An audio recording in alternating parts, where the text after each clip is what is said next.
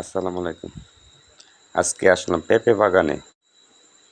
পেঁপে বাগানে কিভাবে সার প্রয়োগ করতে হয় একটু দেখেন।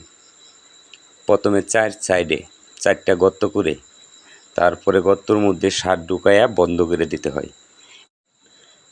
পেঁপে চাষ করা আসলে অনেক লাভজনক, কিন্তু বর্তমানে পেঁপে বাগান বা পেঁপে চাষ করলে যে ধরনের রোগবালাই দেখা দেয়, এতে লাভ তো দূরের কথা, আসলে তোলা কঠিন ব্যাপার হয়ে দাঁড়ায়।